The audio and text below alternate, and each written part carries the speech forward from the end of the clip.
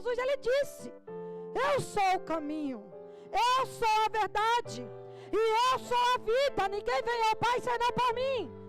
Não existe outro caminho que nos leve à salvação. Não existe outro caminho que nos conduza à vida eterna. O caminho é Jesus Cristo. Não existe outro caminho além do caminho que é Jesus Cristo. Mas a gente tem um exemplo lá em Lucas 18:35, de um homem que estava à beira do caminho. Estava cego. Todos nós conhecemos o cego Bartimeu. Já ouvimos falar da história do cego Bartimeu, que ele estava à beira do caminho, mas Jesus passa por Jericó. E quando Jesus passa por Jericó, ele não viu Jesus. Ele não viu porque ele era cego. Ele ouviu falar que Jesus já estava passando. E quando ele ouve falar que era Jesus que estava passando, ele automaticamente, ele começa a clamar: Jesus, filho de Davi, tem de misericórdia de mim. Ele não perdeu a oportunidade de sair da beira do caminho, quando verdadeiramente ele soube que a palavra passava por ali. Foi lido aqui João, capítulo de número 1. No princípio, ele era o Verbo. O Verbo estava com Deus. E o Verbo era Deus. Este Verbo é o Logos. É a palavra. E esta mesma palavra ela está passeando aqui nesta noite. Esta mesma palavra ela passa aí. Esta mesma palavra está passando aqui. Esta mesma palavra está aqui. E se fosse você, não perderia a oportunidade. Clamaria como este cego Bartimeu: Jesus, filho de Davi, tem de misericórdia de mim. Mas a multidão se levanta. A multidão se levantou tentando calar a sua voz. Por quê? Você acha que é fácil sair da beira do caminho? Você acha que o adversário não vai tentar calar a sua voz, te fazer perder o foco? Mas ele não perdeu o foco. Ele não estava vendo, mas ele estava ouvindo a multidão, seguindo a Jesus. Ele não foi mais um na multidão. Ele fez diferente.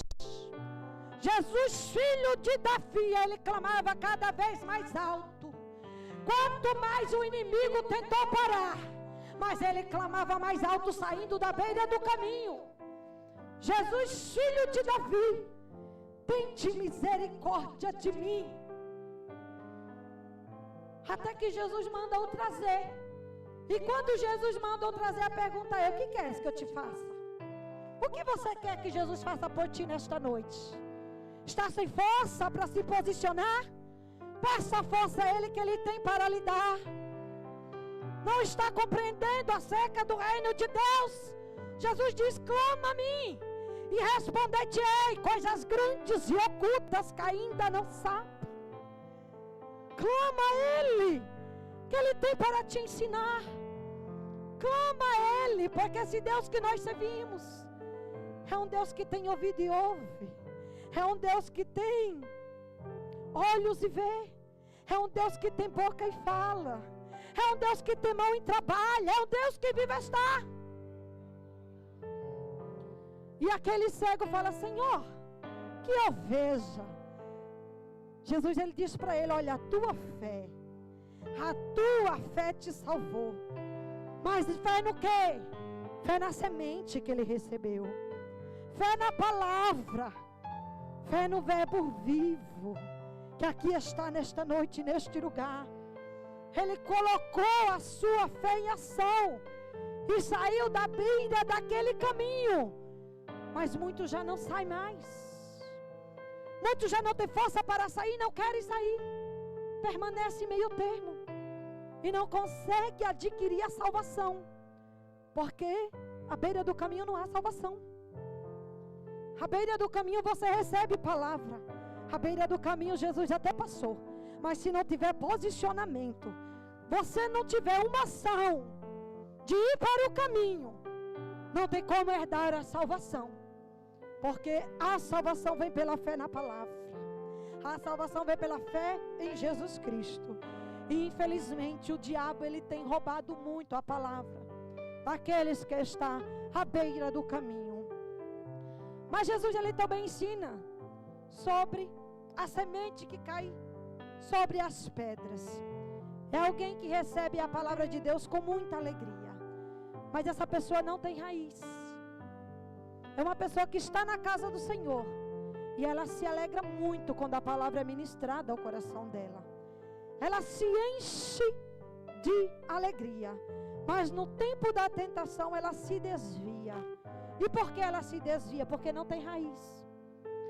E o crente que não tem raiz, ele não consegue caminhar. Porque o cristão, ele caminha de joelho. Ele, para caminhar, ele precisa estar de joelho. Como que o cristão, ele cria raiz? Na oração. Quando você vê um crente de joelho, ele está ali criando raiz. Não critique, vá criar sua raiz também. Porque a raiz é individual. A raiz de uma árvore não pode passar para outra árvore. Cada árvore tem sua raiz individual. E se você não criar raiz, no momento da tentação, o que acontece? Se desvia. A tentação. Aqui nós podemos adorar no coletivo. É maravilhoso. É muito gostoso abraçar os irmãos, dar a paz do Senhor e receber um sorriso.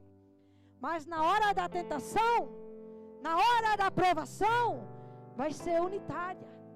Vai ser você e Deus. Na hora da tua luta, não vai ter teu irmão não.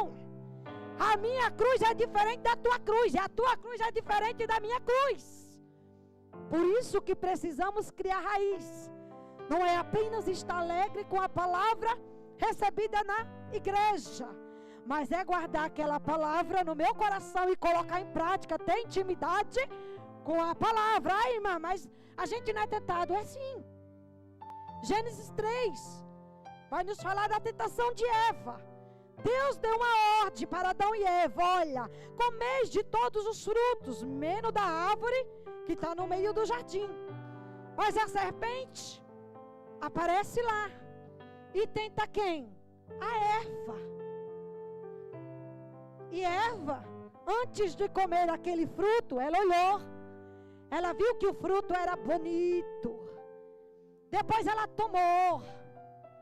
Ela tomou aquele fruto e depois ela comeu. Não fique pensando você que Satanás não vai te mostrar coisas lindas e belas, não. Ele vai te mostrar frutos bons. Que você vai olhar e dizer: que maravilha, que prato bem lindo, que coisa maravilhosa. Aí o inimigo vai dizer: vai lá, toma. E aí você cai em tentação, porque os teus olhar não deveria estar naquilo que está. Onde temos colocado os nossos olhos? Porque primeiro Eva olhou. Primeiro ela olhou e viu que era bonitinho o fruto. Onde temos colocado os nossos olhares? Será que temos tirado os nossos olhos das coisas mundanas? Será que verdadeiramente temos tirado e temos colocado os nossos olhos em Cristo? Porque ela olhou, e no momento que ela olhou, ela cobiçou ter. Ela quis ter. E ela tomou e comeu. Não tome para você aquilo que não é de Deus. Porque o pecado é a desobediência da palavra de Deus. Pecado é errar o alvo. Quando eu erro o alvo, que é Cristo, eu peco. Quando eu me desvio da palavra, eu peco. É pecado. Onde temos colocado os nossos olhos? E aí a gente vê também a tentação de Jesus. Em Mateus 4, ele é conduzido pelo Espírito ao deserto. E tendo jejuado 40 dias e 40 noites. Mas espera aí, 100% homem e 100% Deus, precisou jejuar? Precisou orar? Orou. Sendo o verbo vivo. Ele orou. E eu e você, o que somos de nós se não orarmos em meio a tentações? O que somos de nós se não criarmos raiz? Tendo jejuado 40 dias e 40 noites, estando espiritualmente bem fortalecido, sentiu o quê? Fome. E o diabo vai tentar ele com o quê? Se tu és filho de Deus, transforma a pedra em pão. Aí Jesus disse que nem só de pão viverá o homem, mas de toda a palavra de Deus. Não é só de pão, não é só de coisas belas, mas é da palavra de Deus que o crente caminha. É na obediência da palavra que eu e você caminhamos rumo à salvação. Se ele tivesse dado ouvido a Satanás, mas ele deu ouvido àquilo que Deus havia falado para ele em Mateus 3, 16, 17. Quando ele é batizado no Rio Jordão, por João Batista, ele sai das águas e o céu se abre. Desce sobre ele aquela pomba como símbolo do Espírito Santo. E ouviu-se uma voz do céu que dizia: este é meu filho amado, a qual eu me compraço. Mas agora Satanás, no capítulo de número 4, quer dizer: se tu és filho de Deus, transforma a pedra em pão. Nem só de pão viverá o homem, mas de toda a palavra de Deus. Do que você tem se alimentado? Muitos estão preocupados com o pão do dia a dia, que é alimento físico.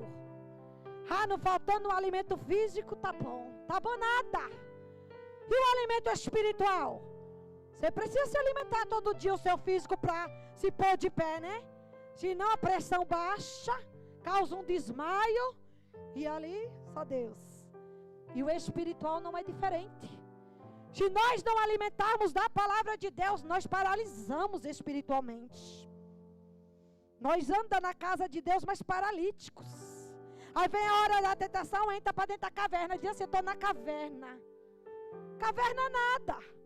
Paralisou, porque não se alimenta mais da palavra de Deus. É o crente que se alegra somente quando vem na igreja, que só tem intimidade com Deus quando o pastor prega, quando a irmã do ciclo de oração prega. Mas sua própria intimidade com Deus você não tem. E o Senhor quer crente que tem intimidade, que cria raiz. Porque sem raiz você não vai resistir ao tempo da tentação. Sem raiz nós não vamos conseguir. É tempo de ter posicionamento em oração. E criarmos a nossa própria raiz. Não, não. Porque a irmã ora por mim, mas a irmã está orando por você, mas é a raiz dela. É a raiz dela que está sendo ali alicerçada, não é a tua não. Porque quando você ora, é a tua raiz. Aqui o Senhor está falando de unidade. Cada um desça na presença de Deus, cria a sua própria raiz. Para quando você passar suas lutas unitariamente, você resistir, estar forte. Porque você não está alimentando somente o físico, mas o teu espiritual está alicerçado no verbo vivo. O teu espiritual está alicerçado na palavra. E venha o vento que vier, você está como o monte de Sião, que não se abala, mas permanece para todo sempre. Porque você sabe que teu refúgio e fortaleza é o Senhor. É o Senhor dos exércitos. Mas vamos seguindo, já se avança, meu Deus. O Senhor fala aqui da terceira terra, entre espinhos. A terceira terra é a que cai entre espinhos. Esses são os que ouviram e indo por diante são sufocados com os cuidados e riquezas e deleite da vida, e não dão fruto com perfeição. Ele até caminha um pouco, ele vai adiante. Ele vem, ele ora um pouco, ele ouve a palavra um pouco, ele começa a caminhar um pouco. Mas aí o coração dele não está totalmente na palavra. Porque o coração dele tem uma preocupação. E a preocupação é em ter uma casa boa, em ter os melhores carros, em ter os melhores empregos, os melhores cargos. A preocupação dele é em fazer os melhores cursos, as melhores faculdades. Para quem ir para o culto, eu vou correr atrás dos meus prazeres. Eu vou correr atrás das minhas vontades. Não que isso seja errado, mas é errado quando você coloca em primeiro lugar. Porque lá em Mateus 6,33 vai nos dizer: buscai primeiro o reino de Deus e todas essas coisas vos será acrescentada. Quando ele fala todas essas coisas, é lógico que Jesus está falando daquilo que estava escrito em cima. É roupa, calçado, comida e bebida. Que ele sabe da nossa necessidade diária. Mas os prazeres da carne não pode estar. Os nossos desejos não pode estar em primeiro lugar. Não pode tomar o primeiro lugar que é de Cristo Jesus em nossas vidas. Porque as coisas deste mundo é passageira. Tudo isso aqui vai passar. O carro bonitinho que você conquistou, ele vai ficar. A casa linda que o Senhor te deu, ela também vai ficar. Por isso ela não pode ficar em prioridade, em primeiro lugar, jamais. Em primeiro lugar tem que estar o quê? O reino de Deus. Mas o que é o reino de Deus, irmão? O reino existe. Porque Deus existe. Ele é rei tanto no céu e quanto na terra. Ele governa os céus e ele governa a terra. Mas quando fala do reino de Deus em meu ser, quando se relata do reino de Deus em nosso ser, é a vontade de Deus estabelecida dentro de mim. É a vontade de Deus estabelecida dentro do teu ser. Ou seja, não vivo mais eu, mas Cristo vive em mim. Daqui para frente, não sou eu mais que comando os meus passos, mas é Cristo que me comanda. É Cristo que me dirige. E se Ele me manda não ir por este caminho, eu não irei. Porque importa em primeiro lugar servir ao reino. Importa em primeiro lugar seguir a sua vontade, aquilo que Ele me manda seguir. Mas muitos estão apegados lá em Mateus 11:28. Vinde a mim, vós que estáis cansados e oprimidos, eu vos aliviarei. Ele só fica nesse mim. Jesus me mandou ir, cansado, oprimido, Ele vai me aliviar. Mas esquece que Jesus falou outro mim. Mateus 16:24.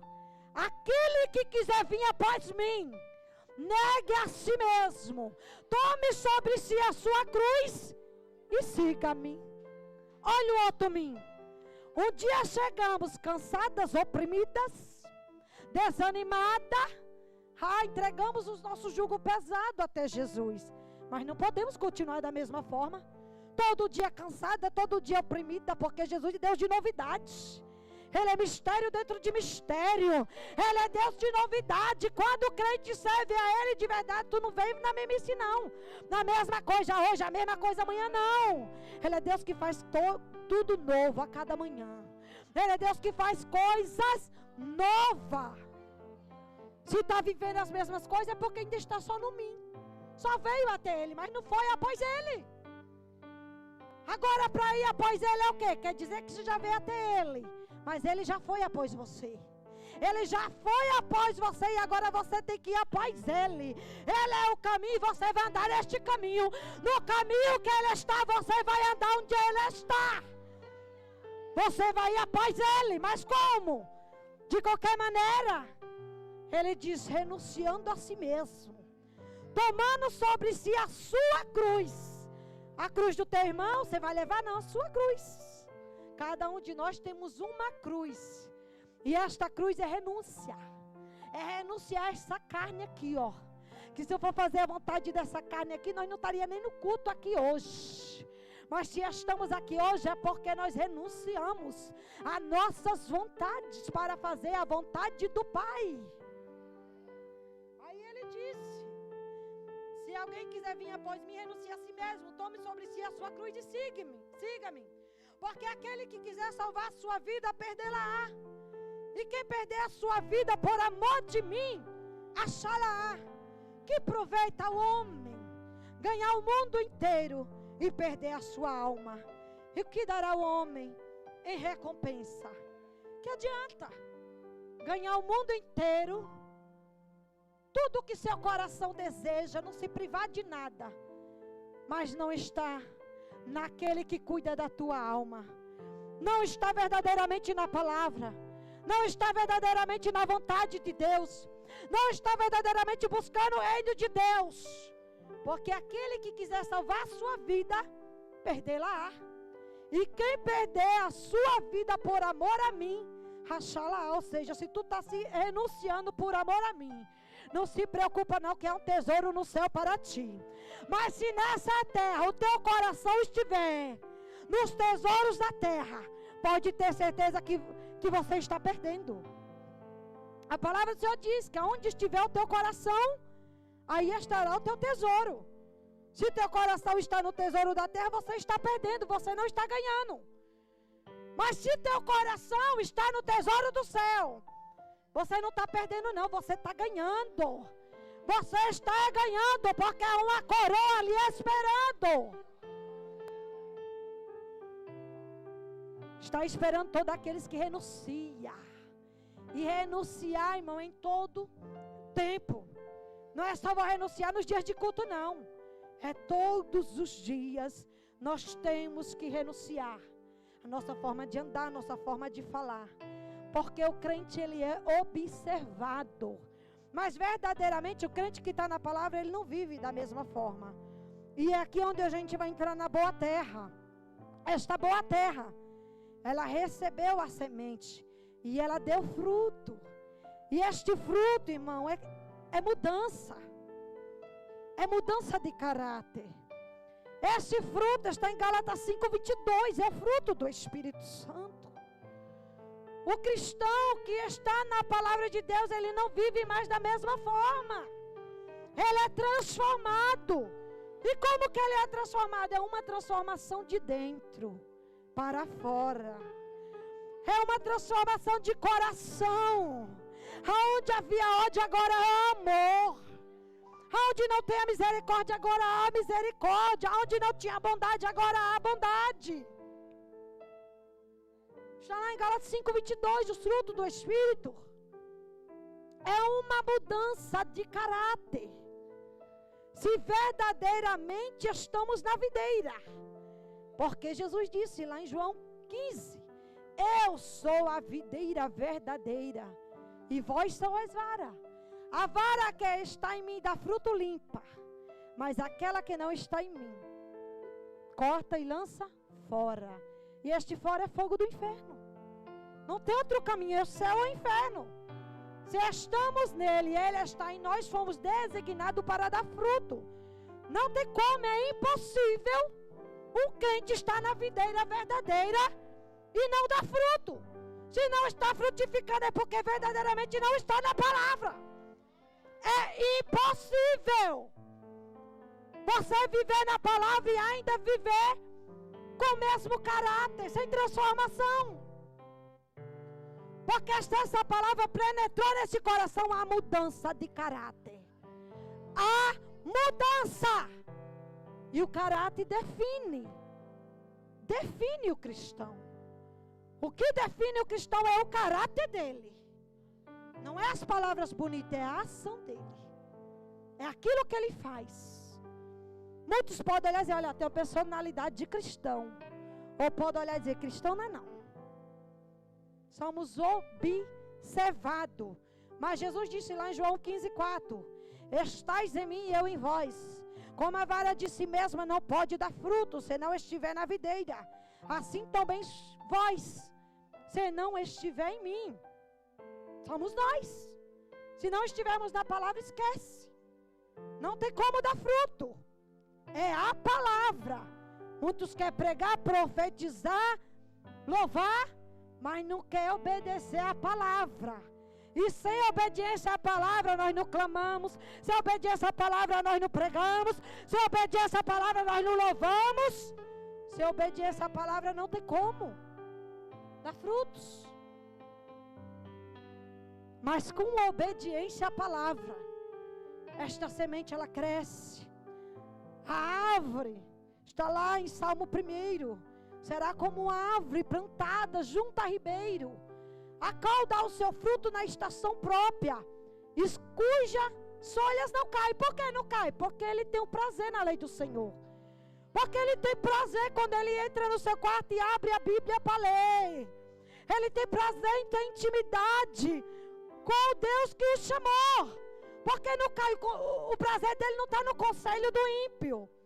O prazer dele não está em aprender somente quando vai ao templo. O prazer dele está em ter intimidade com o dono da palavra. O prazer dele está em ajoelhar e dizer: Senhor, me ensina a tua palavra. O prazer dele está em fazer a vontade do Senhor. O prazer dele está em sair da beira do caminho.